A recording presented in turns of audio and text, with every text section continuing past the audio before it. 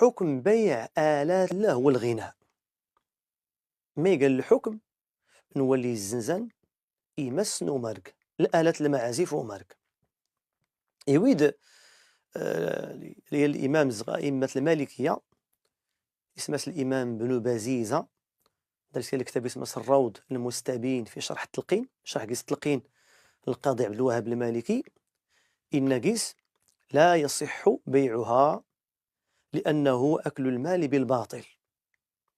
إن يكون يجوز الإنسان أي الزنزة أري الصاغ يمس نومارك دينيك الفلوسان اللي تشكشهم تحت التجارة يمس نومارك هنقان زغ أكل أموال الناس بالباطل.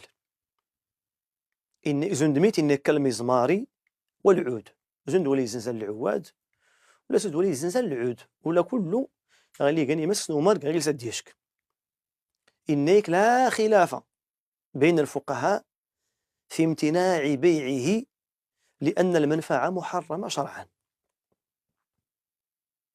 إذا نحن كاس كتاب البيوع ساول الفقهاء المالكية قدر توري مثل المدونة، توري مثل اختصارات النص بن ابن أبي زيد وين البراذعي وين الزرويلي وين ابن يونس، توري مثل التبصرة اللخمي، توري مثل الشروح مختصر ابن الحاجب الفقهي، توري مثل الشروح سيدي خليل.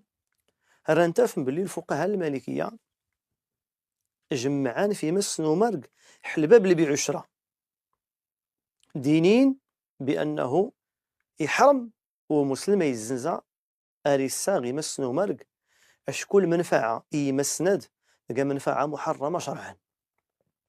الخيرادة لا حل كتب المالكية، حل كتب الفقه المالكي ولا الشافعية ولا الحنفية ولا الحنابلة، الأئمة الأربعة المذاهب المعتبرة. يعني أغلبية العلماء يعني تفتن القضية المنع من بيع وشراء يعني يمس نومارك شكون هناك المنفعة اللي الآلات محرمة شرعا غير معتبرة. إذا السلع اللي زنزت لا بد قسيلي كان المنفعة معتبرة شرعا.